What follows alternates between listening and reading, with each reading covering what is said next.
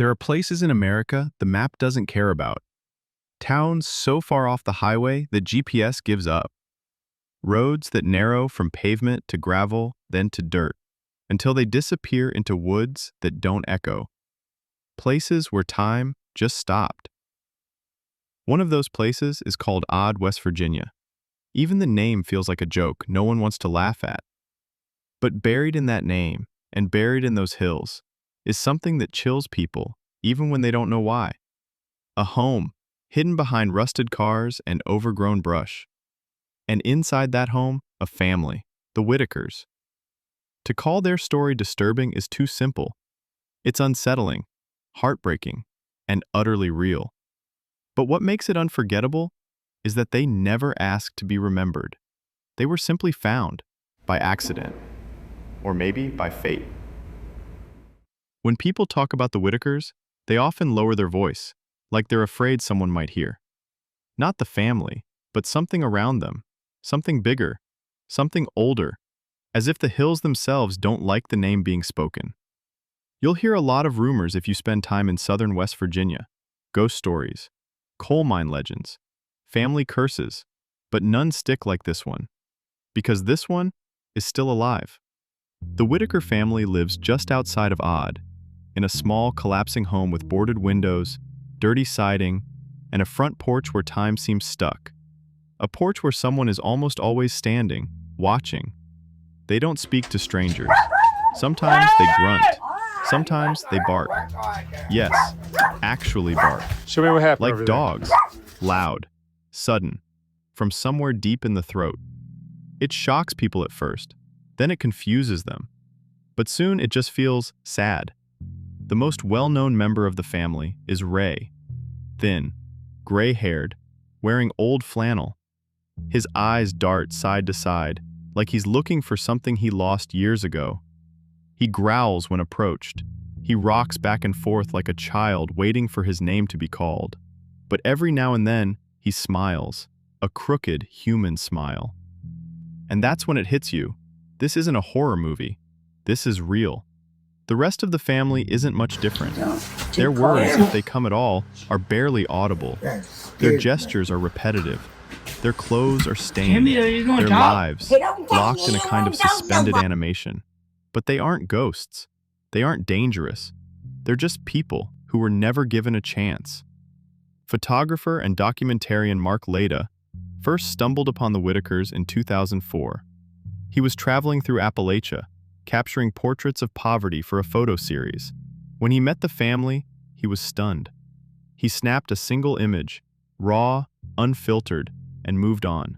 But the memory stayed with him. Years later, in 2020, he returned, this time with a video camera. He didn't expect the family to remember him, but they did, and they let him in. The footage he captured shook the internet. People watched in silence as Ray grunted at the camera, as family members mumbled half-words, as dogs barked in the background, as broken furniture creaked under weight that had been sitting too long. Millions watched, and millions couldn't look away. Because what they saw wasn't just a family. It was a mirror to poverty, to generational neglect, to what happens when a community forgets how to ask for help, and no one ever offers it anyway. Many viewers were compassionate. They donated money. They sent food and supplies. They cried at their screens. Others weren't as kind. Memes appeared.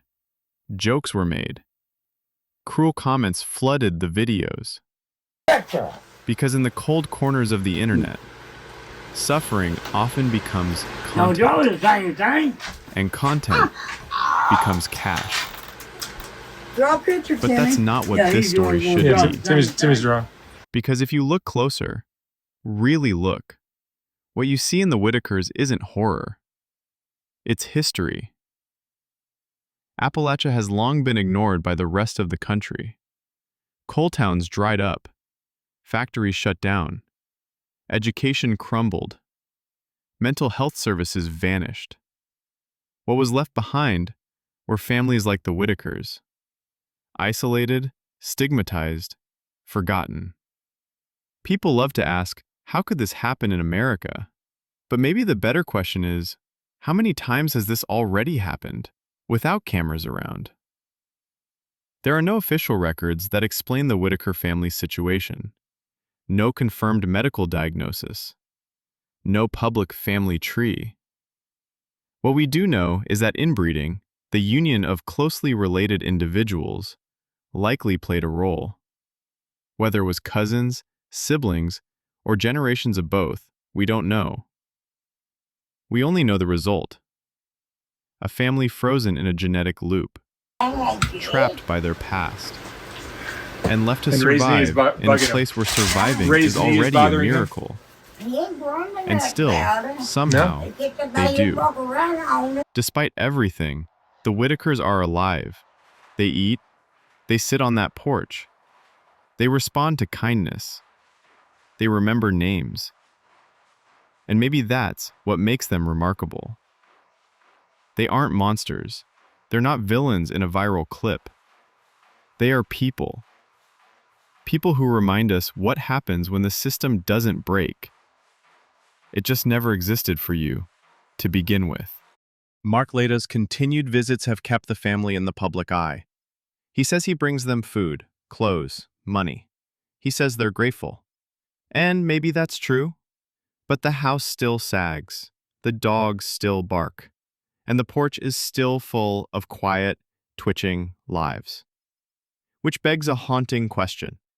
Can exposure fix what years of silence created? Or are some stories simply meant to be witnessed, not repaired?